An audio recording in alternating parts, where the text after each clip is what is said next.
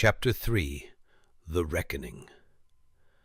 September 14th dawned with a kind of oppressive heat that made the air shimmer like water over the tobacco fields. By noon, 17 additional stakes had arrived at Ashwood Plantation in wagons and carts chained together like livestock, their faces carrying the exhausted terror of people who knew something terrible was coming, but not exactly what form it would take. Isaiah watched from the main house window as they were unloaded and processed, each one checked against Blackwood's master list, each one assigned a number and a cell in the converted barn. He recognized faces from Ruth's intelligence gathering. There was Michael from Caldwell's Montgomery plantation, a blacksmith like Samuel, valued at $1,700. There was Sarah and her daughter Elizabeth from Beaumont's Georgia estate, kept together because Beaumont believed family units sold better as matched sets. There was old Peter, nearly 50, but still valued at $900 for his skills as a horse trainer. 20 human beings, total value approximately $28,000, about to become gambling chips in the crimson auction. Isaiah, Blackwood's voice cut through his thoughts. Stop gawking like a field hand and bring me the ledger from my desk. I need to verify the final inventory. Yes, master. Isaiah turned from the window, his face blank, his mind calculating. In approximately 30 hours, that ledger would be ash. That desk would be kindling, and Blackwood himself would be— He stopped that thought before it could fully form. Not yet, not until the moment was right. He retrieved the ledger, noting as he passed the desk that the drawer containing the substitute marked cards remained locked and undisturbed. Blackwood had checked it twice yesterday, confirming the cards were secure, never realizing he was protecting the very weapon that would destroy him. The afternoon blurred into frantic preparation as the plantation transformed itself for the arrival of the guests. The main house was cleaned until it gleamed, every surface polished, every window sparkling. The dining room was set with Blackwood's finest china and silver, place settings for 20, arranged with mathematical precision. In the kitchen, Ruth supervised the preparation of a feast: roasted pork, venison, oysters shipped from Charleston, vegetables from the plantation's gardens, pies and cakes and delicacies designed to impress wealthy men accustomed to the best of everything. Clara worked alongside the other house servants, preparing the second-floor gaming room. The card tables were arranged in a U-shape, facing Blackwood's ornate chair at the head of the room. Each table was covered in green felt, equipped with ashtrays, chip holders, and crystal decanters of whiskey and brandy. Lanterns were positioned to provide good light without creating glare. Everything was designed for comfort and visibility, for the smooth operation of high-stakes gambling. Isaiah helped carry furniture, arranged chairs, set up the serving stations where Clara and the others would work during the games. And with every trip to the gaming room, he memorized the layout, the positions of the tables, the sight lines, the escape routes. He identified Preston's distinctive card table immediately. Mahogany, with mother-of-pearl inlay, positioned at the left side of the U formation. The hidden compartment would be on the decorative trim, third knot from the left. Easy to reach during a distraction, easy to activate if you knew the mechanism. By evening, the first guests began arriving. Richard Beaumont from Savannah came in a carriage pulled by 4 matched horses, accompanied by 2 armed guards and 3 personal servants. He was a large man, 63 years old, with the florid complexion of someone who drank too much and exercised too little. He greeted Blackwood with booming laughter and immediately began discussing the stakes he'd contributed. Sarah and Elizabeth, the mother-daughter pair, valued at $2,800 combined. "Fine specimens," Beaumont declared, accepting a glass of whiskey from Clara's steady hands. Isaiah, standing in the corner holding a tray of glasses, felt his hatred crystallize into something so cold and pure it was almost calming. These were not men. They were monsters wearing human skin, discussing their future breeding potential the way farmers discussed livestock. Henry Caldwell arrived next from Montgomery, bringing with him an entourage that included his son Robert, aged 28, who would be participating in the lottery for the first time. The younger Caldwell was drunk already, his face flushed, his voice too loud as he bragged about the stakes his father had contributed. "2 prime bucks," he announced to anyone who would listen. "Michael the blacksmith and Thomas the carpenter. Combined value over $3,200. Father says if I win big tonight, he'll set me up with my own plantation in Mississippi." William Preston from Richmond arrived fashionably late, his refined Virginia accent cutting through the growing cacophony of voices. He was lean and elegant, 55 years old, with the calculating eyes of a professional gambler. Isaiah watched him survey the room, noting positions, evaluating competition, his mind already working through probabilities and strategies. Senator Cunningham was already present, of course, having arrived that morning to help Blackwood with final preparations. He moved through the gathering with political ease, shaking hands, making jokes, binding alliances that would dissolve the moment money was at stake. By 8 p.m., all 15 planters had assembled, along with their various guards, servants, and hangers-on. The main house buzzed with masculine energy, tobacco smoke, whiskey fumes, loud laughter, the confident swagger of wealthy men certain of their superiority and invulnerability. Dinner was served at 8:30, a magnificent spread that Ruth and her kitchen staff had been preparing for 2 days. The planters ate with the unself-conscious greed of people who had never known hunger, consuming vast quantities of food and alcohol while discussing business, politics, and the evening's entertainment ahead. Isaiah served wine, removed plates, refilled glasses, and listened. He learned that the betting pool had reached $54,000, exceeding even Blackwood's optimistic projections. He learned that side wagers were already being placed on which planter would win the most valuable stakes. He learned that tensions were simmering beneath the surface camaraderie. Beaumont and Caldwell had barely spoken to each other, their rice futures dispute still raw. Preston had made a pointed comment about the quality of Cunningham's tobacco crop that the senator had received with a forced smile. These men were allies of convenience, united by their participation in slavery, but divided by competition and ego. It wouldn't take much to turn that division into open conflict. By 10 p.m., the planters moved upstairs to the gaming room, leaving their servants and guards behind. Blackwood led them like a priest leading a congregation, his face glowing with satisfaction and alcohol. Isaiah remained in the dining room, helping clear dishes, but his attention was focused upward, tracking the sounds of men settling into chairs, chips being distributed, cards being shuffled. Clara caught his eye as she prepared a tray of drinks to bring upstairs. Her face was calm, but he could see the tension in her shoulders, the tight grip on the tray's handles.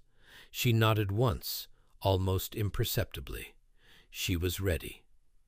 "Clara, stop dawdling," Ruth said sharply, her voice carrying the authority of the head house servant. The masters are waiting for their drinks." Clara moved toward the stairs, her steps measured and professional. Isaiah watched her go, feeling the plan shift into its active phase. No more preparation, no more discussion. Now it was execution, with all the terrible risks that implied. He moved to the kitchen, where Ruth was organizing the next round of food service. They were alone for the moment, the other servants busy in various parts of the house. "It's starting," he said quietly. Ruth's hands didn't pause in their work. Samuel's already in position at the barn window. Marcus is ready at the stables. Leah's coordinating with the field servants. Everything's set. The professional guards? 4 of them patrolling the barn perimeter in shifts. 2 on at any time, 2 resting. Henderson, Miller, and Blake are supplemented by 6 others from visiting plantations. 13 total, just like Moses warned. Ruth finally looked up at him. "Isaiah, even if everything goes perfectly, I know." He did know. The odds were terrible, the chances of success microscopic, but they were committed now, past the point of retreat. Just make sure the diversions are timed correctly. When Clara gives the signal, we need chaos everywhere at once. Ruth studied his face for a moment. "You've made peace with dying, haven't you?" "I made peace with being dead while still alive," Isaiah replied. "This is just making it official." In the gaming room, Clara moved between tables with practiced grace, serving drinks and emptying ashtrays while her eyes tracked everything with predatory focus. The room was thick with cigar smoke and the smell of expensive liquor. 15 planters sat at 3 tables arranged in the U formation, each table hosting a different card game. Blackwood sat at the center table, holding court like a king. Preston sat to his left, that distinctive mahogany table positioned perfectly for Clara to access. Beaumont and Caldwell were deliberately separated, seated at different tables to avoid confrontation. The games had started conservatively, small bets and cautious play as the men felt each other out. But Clara could already sense the tension building, the way stakes gradually increased, the way voices grew louder with each drink consumed. She moved to Preston's table, setting down fresh glasses of whiskey with careful precision. Her left hand held the tray at hip level, the signal for high cards in play. Her right hand brushed her collar as she turned away. Someone was bluffing. At the barn, Samuel stood on an overturned crate, his face pressed to the barred window, watching the gaming room windows across the yard. The distance was perhaps 80 feet, far enough that he couldn't make out details, but close enough to see Clara's silhouette moving between tables, to track her hand positions and tray placement. "High cards in play," he whispered to Isaiah, who stood below him in the darkness of the barn. "Someone's bluffing on the right table." Isaiah processed the information, building a mental picture of the game's flow. Around him, the other 19 stakes listened in tense silence. He'd briefed them that afternoon during the single supervised meeting Blackwood had allowed, ostensibly to explain the lottery rules, actually to outline the conspiracy and gauge who could be trusted. Most had joined willingly, seeing it as their only chance. A few, like Jacob, remained terrified and uncertain. 2, men named Daniel and Marcus from different plantations, had openly refused, declaring they would rather take their chances with the lottery than risk the certain death that rebellion would bring. Isaiah had made a cold calculation in that moment.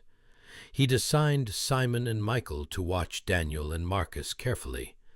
If either of them tried to alert the guards or reveal the conspiracy, they would be silenced immediately and permanently. It was brutal arithmetic. 2 lives against 18, individual safety against collective survival. So far, both men had remained quiet, huddled in their cells, trying to become invisible. "Blackwood's dealin' now," Samuel reported. "Using new cards. Has to be the marked ones."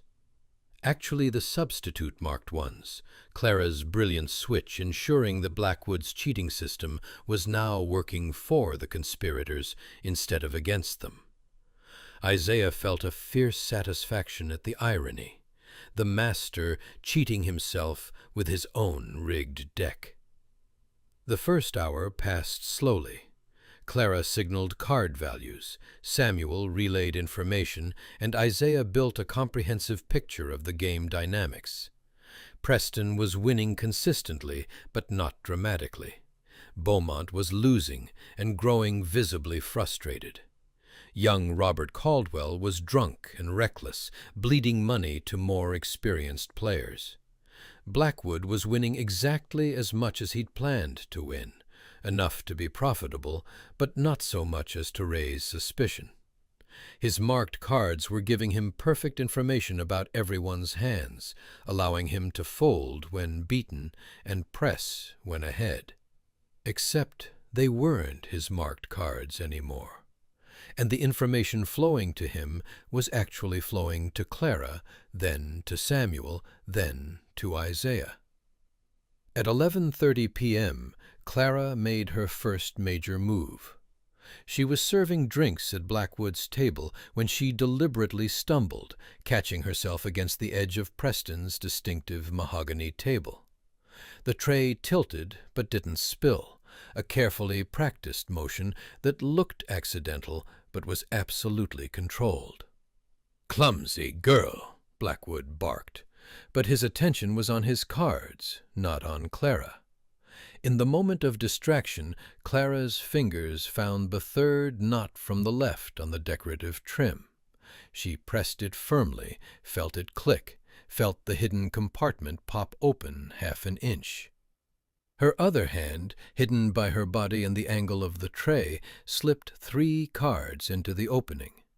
Not just any cards, Blackwood's original marked cards, the ones that had been in his desk drawer, now planted in Preston's personal table where they would be discovered when the accusations started flying. The whole operation took perhaps 3 seconds. Then Clara was straightening, apologizing profusely, backing away from the table with appropriately servile humility. Preston hadn't noticed. None of them had noticed. The weapon was in place. At midnight, Isaiah made his move at the barn. The guards had changed shifts at 11:45, with Henderson and one of the professionals, a hard-faced man named Cole, taking over the patrol. Henderson immediately settled against the barn wall in his usual position, preparing for a comfortable 4 hours of minimal effort. Cole was more diligent, walking the perimeter with rifle at ready, eyes scanning the darkness. But even Cole had patterns, rhythms that could be predicted and exploited. Isaiah waited until Cole completed his first full circuit of the barn, timing his movements. 7 minutes for a complete loop. He paused at each corner for approximately 30 seconds, listening and observing, before moving on. When Cole's back was turned, Isaiah whispered to Simon in the adjacent cell, "Now." Simon had been working the lock on his cell for the past hour, his carpenter's hands manipulating the crude picks Clara had made from modified hairpins. The lock was simple, designed to contain rather than to withstand serious escape attempts. It clicked open with a sound barely louder than a breath. Simon slipped out, moved silently to Isaiah's cell, and began working that lock as well. Click, click, click. Isaiah felt his cell door swing open, felt freedom. Temporary and fragile, but freedom nonetheless, for the first time in 8 years. They moved to the other cells in careful sequence, releasing Rebecca, then Michael, then Sarah and her daughter Elizabeth. Each person freed moved immediately to release the next, creating a cascade of liberation that swept through the barn in whispered urgency. Henderson, 20 feet away, heard nothing. He was dozing, his rifle across his lap, his hat pulled low. But Cole was still circling, still vigilant. They had perhaps 4 minutes before he completed his loop and returned to this side of the barn, where he would see the open cell doors.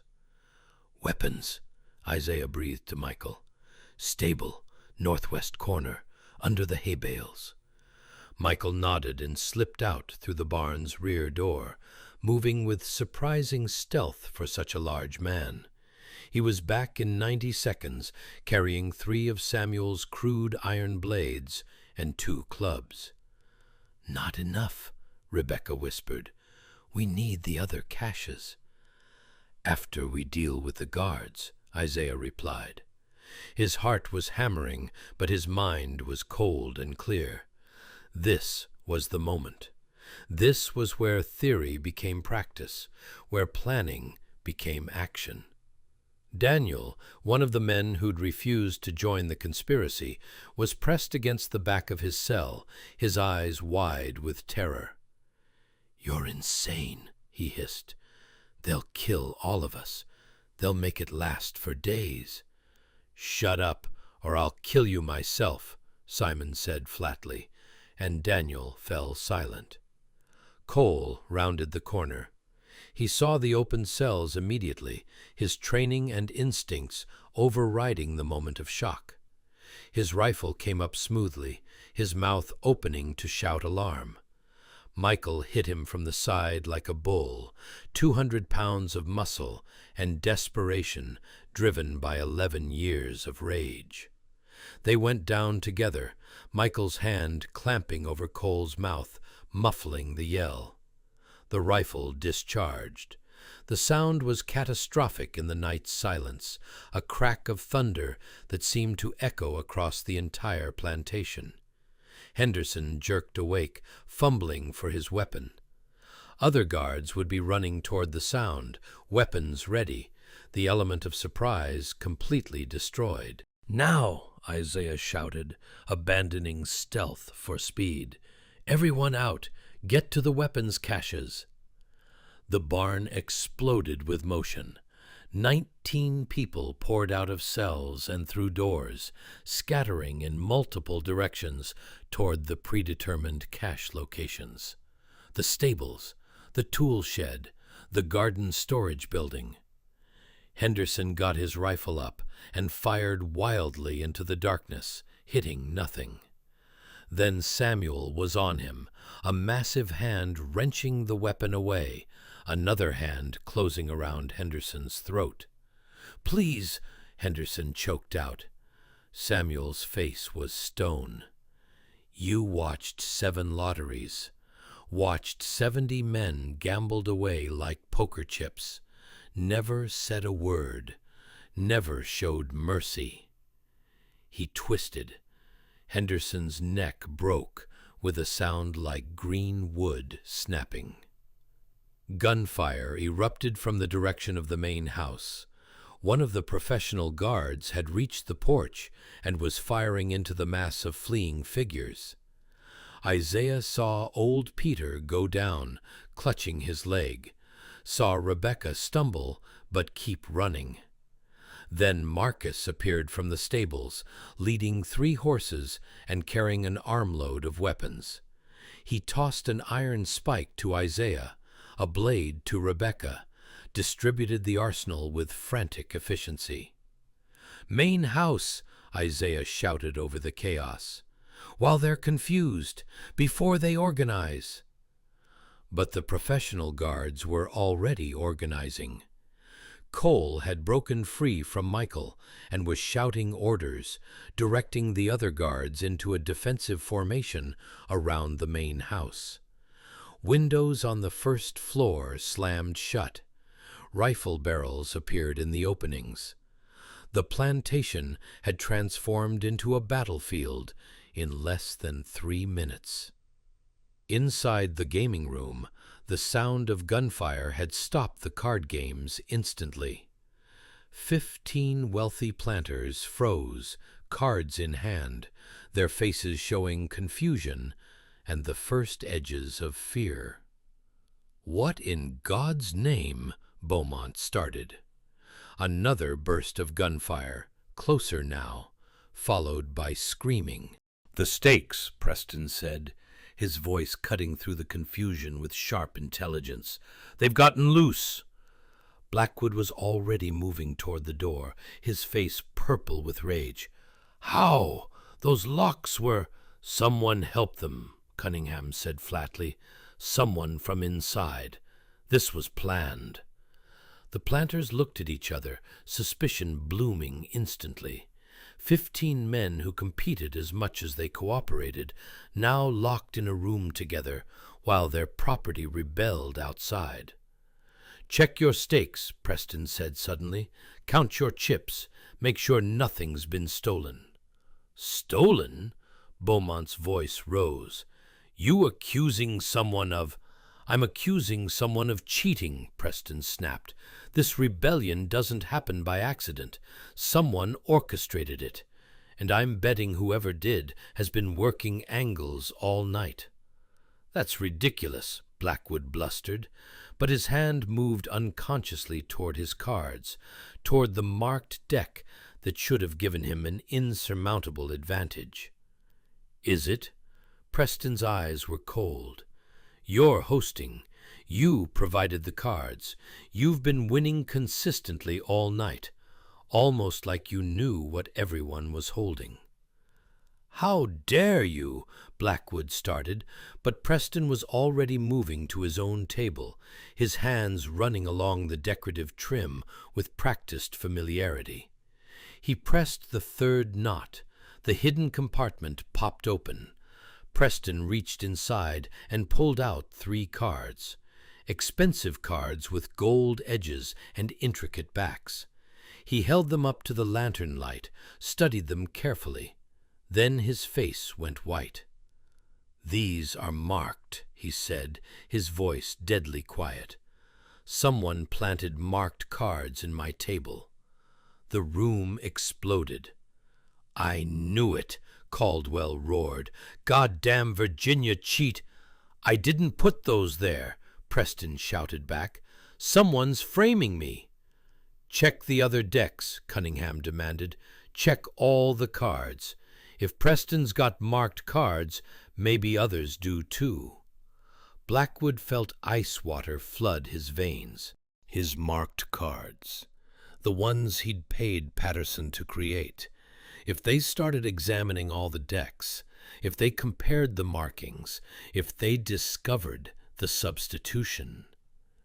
"Gentlemen, please," he tried, but his voice was drowned out by 15 wealthy men all shouting at once, accusations flying like bullets, old grudges surfacing, paranoia feeding on itself and growing exponentially. Young Robert Caldwell grabbed Preston by his collar. "You've been cheating us all night, you son of a bitch." Preston shoved him back. "Get your hands off me, you drunken whelp." A fist flew, then another. Within seconds, the gaming room had devolved into a brawl. Wealthy plantation owners grappling like common thugs, their refined facades stripped away to reveal the violence that had always lurked beneath. Clara, pressed against the wall, watched with fierce satisfaction. Then she slipped out of the room and ran for the stairs. She found Isaiah in the chaos of the front yard, a bleeding cut across his forehead, an iron spike in his hand. Behind him, the stables were burning, flames climbing into the night sky. "The main house," she gasped. "They're fighting each other. Now's the time." "Ruth?" Isaiah demanded. "Already inside with Leah. They've got oil and kindling, waiting for your signal." Isaiah looked at the main house, at the windows where guards were still firing at shadows, at the second floor where the crimson auction was tearing itself apart from within. 15 of the wealthiest, most powerful men in the South, the architects of slavery itself, gathered in one building, distracted by greed and paranoia, vulnerable in a way they would never be again. He thought about 8 years of bondage, about reading their ledgers and understanding exactly how they valued human life, about the casual cruelty, the systemic brutality, the absolute certainty that they were superior and their victims were less than human. He thought about Dinah's 2 sons, about Clara's daughter Sarah, about Samuel's wife dying, while Blackwood calculated whether medical care was economically justified. He thought about 70 men who died in previous lotteries, their names forgotten, their lives reduced to entertainment and betting pools, and he made his decision. "Burn it," he said. "Burn it all." Clara ran back toward the house. Isaiah saw her slip through the kitchen door, saw smoke begin to curl from the first-floor windows moments later.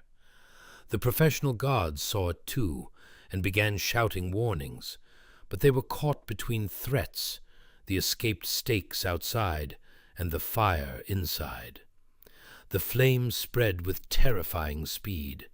Ruth and Leah had done their work well, placing oil-soaked kindling in strategic locations throughout the first floor. The fire found the dried wood of the old house like a lover, embraced it, consumed it, grew from a series of small blazes into a roaring inferno in less than 5 minutes. On the second floor, the planters finally noticed the smoke seeping under the door. "Fire!" someone screamed. "The goddamn house is on fire!" They stampeded for the stairs, shoving each other, abandoning cards and chips and dignity in the panic to escape. But the staircase was already burning, flames climbing the walls, smoke filling the confined space with choking blackness. Preston made it down, his expensive clothes singed and smoking. Cunningham followed, coughing violently. Young Robert Caldwell fell on the stairs, was trampled by the men behind him, his screams cutting through the roar of the flames. Beaumont, too fat and too drunk to navigate the burning staircase, retreated back to the gaming room. He tried the windows, found them barred, security measures Blackwood had installed to prevent theft during his events. The bars that were meant to keep thieves out now kept him in. His screams were terrible things, full of outrage and disbelief that this could be happening to him, that property could rise up and destroy its master. Blackwood made it to the first-floor landing before a burning beam collapsed across his path. He stood there, trapped between advancing flames and no retreat, his face illuminated by the fire that was consuming everything he'd built. He saw Isaiah watching from the yard, their eyes meeting across the flames and smoke and chaos. "You," Blackwood rasped, understanding flooding his features. "You planned this. You orchestrated everything." "Property can't plan," Isaiah called back, his voice carrying over the roar of the fire. Property can't think or scheme or organize. You taught me that, Master.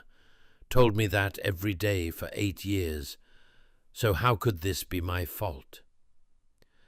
Blackwood's mouth opened, closed, opened again. Then the floor beneath him gave way, and he fell into the inferno, his screams joining the terrible chorus. The professional guards had abandoned their defensive positions, running to help their employers escape the burning building. In the confusion, the escaped stakes struck.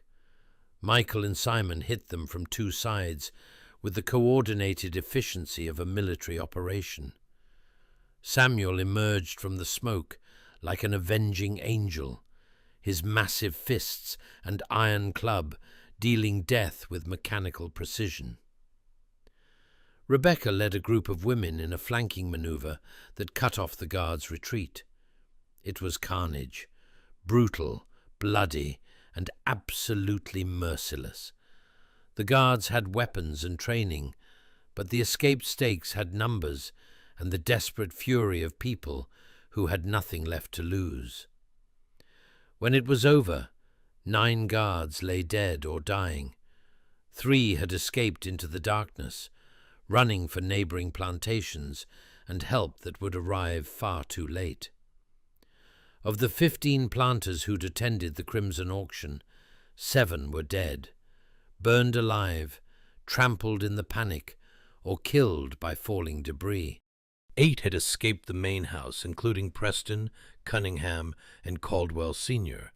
They huddled in the yard, their expensive clothes ruined, their faces streaked with soot and blood, staring at the burning mansion with expressions of absolute incomprehension. Preston saw Isaiah standing at the edge of the firelight, that iron spike still in his hand, his face illuminated by the flames. "You did this," Preston said, not quite believing it. "A house slave. You organized this entire thing." "Property can't organize," Isaiah replied calmly. "Everyone knows that." "We'll hunt you," Cunningham promised, his voice shaking with rage and shock. "We'll hunt every last one of you to the ends of the earth. We'll make examples that will be remembered for 100 years." "Then you'd better start hunting," Isaiah said. He turned to the assembled survivors, 16 people out of the original 20 stakes. 4 had died in the initial escape and fighting. "Everyone who can ride, take a horse. Everyone else, run. Split up, go in different directions. Some of us might make it. That's better than none of us." "Where will you go?" Clara asked. She was covered in soot and blood, her dress torn, but her eyes were fierce and alive in a way they'd never been before. "North," Isaiah said. "As far north as these horses will take me, then further." "I'm coming with you," she said. It wasn't a request. Samuel appeared out of the smoke, leading 3 horses. "Found them in the chaos, figured we earned them." "Stealing is a sin," Isaiah said with a grim smile. "Good thing we're already damned." Behind them, the main house collapsed in on itself with a roar like a dying beast, sending a column of sparks spiraling into the night sky. The barn was burning, the stables were burning, the tobacco storage building was burning. Flames consumed everything, turning Ashwood Plantation into an inferno visible for miles. And somewhere in that inferno, the carefully maintained records burned, the ledgers, the property deeds, the bills of sale, the account books.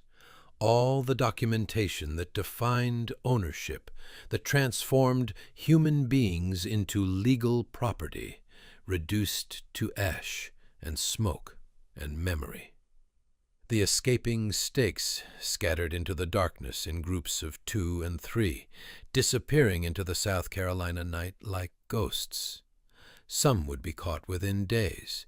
Some would make it to northern states or Canada. Some would simply vanish, their fates unknown, their stories lost to history. Isaiah, Clara, Samuel, and Rebecca rode north on stolen horses, putting miles between themselves and Ashwood before the neighboring plantations could organize pursuit. Behind them, the flames painted the sky orange and red, a beacon of destruction and defiance.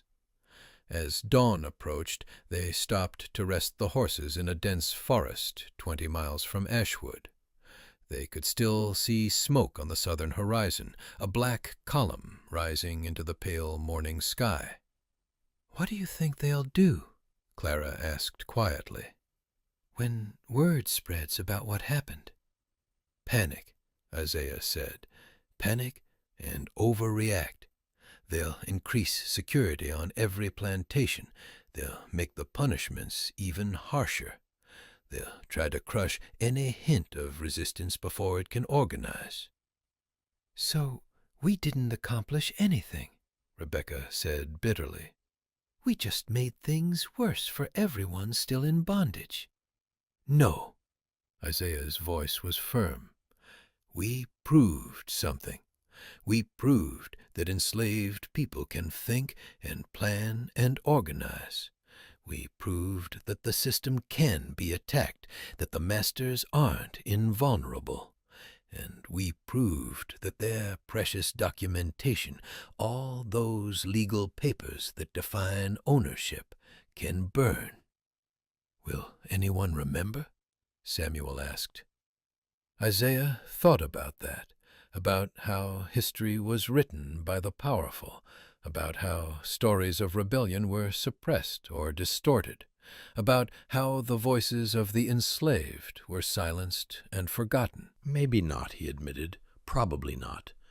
The newspapers will call it a tragic fire. The planters who survived will claim it was an accident because admitting it was a planned rebellion makes them look weak. They'll bury the truth along with their dead." "Then what was the point?" Clara demanded, her voice breaking. "4 of us died. 7 of them died.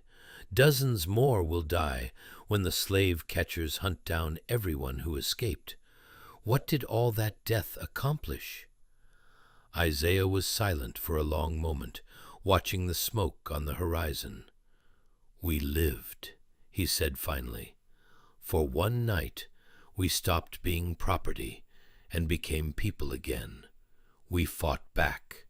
We made them bleed. We proved to ourselves that resistance is possible. And somewhere, somehow, our story will survive. Maybe just as a whisper, maybe just as a rumor, but it'll spread. Other enslaved people will hear about the Crimson Auction, about the night the stakes burned down their master's world. And some of them will be inspired. Some of them will plan their own rebellions. Some of them will fight back." He met each of their eyes in turn. "We can't win this war.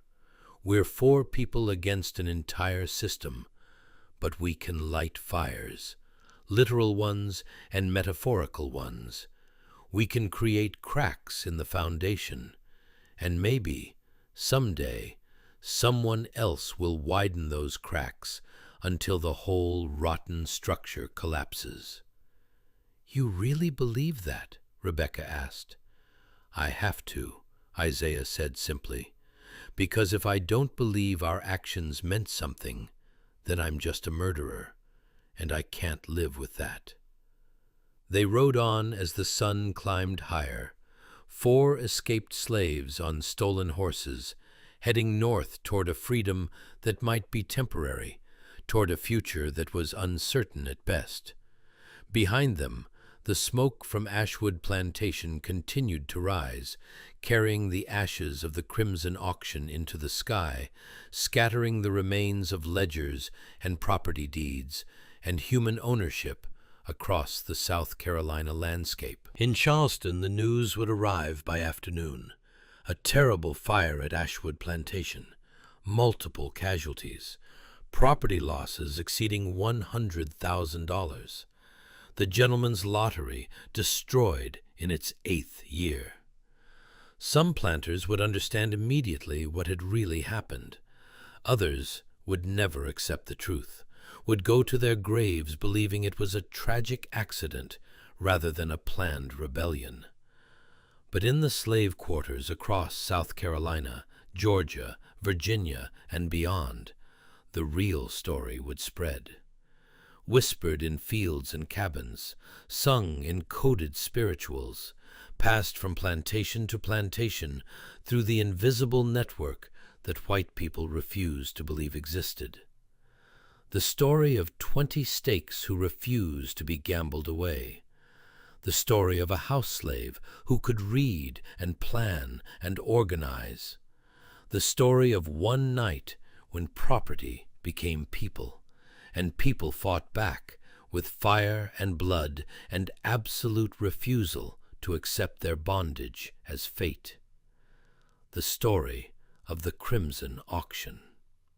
And somewhere, in some future that Isaiah would never see, that story would inspire others, would plant seeds of resistance that would grow into movements, would contribute in ways impossible to measure to the eventual destruction of the system that had tried to reduce human beings to dollar values in a ledger. But for now, 4 people rode north through the dawn, carrying nothing but the clothes on their backs, the horses beneath them, and the knowledge that for one terrible, glorious night, they had been free. And that was enough. Epilogue.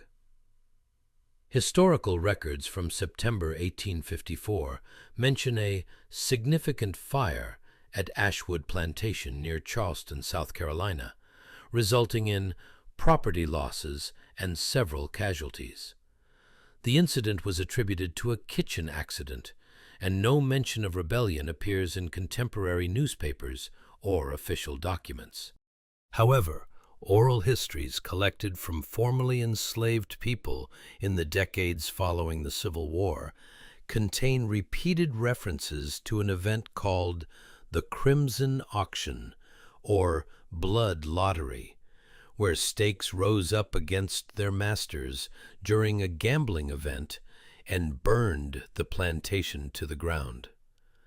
Of the 20 enslaved people who escaped that night, the fates of most remain unknown.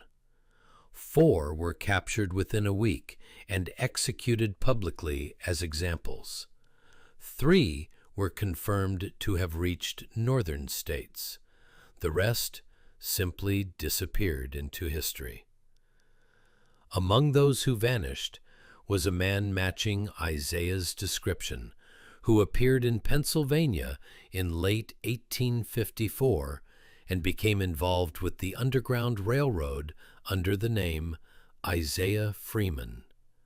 He reportedly helped over 200 enslaved people escape to freedom before disappearing from the historical record in 1862.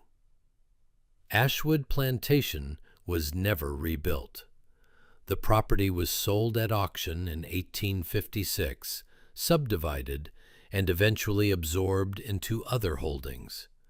Today, nothing remains except a historical marker that makes no mention of what really happened there. But the story survived, passed down through generations, altered and embellished, but retaining its essential truth, that enslaved people could resist, could organize, could fight back against impossible odds. And in the long struggle toward freedom, even doomed rebellions mattered. Even temporary victories counted. Even stories told in whispers could change the world. The Crimson Auction ended in fire and blood and ashes. But from those ashes, something grew, something that masters could never quite suppress, no matter how hard they tried. The knowledge that property could become people again, that human beings could not be owned, not really, not permanently, that resistance was always possible.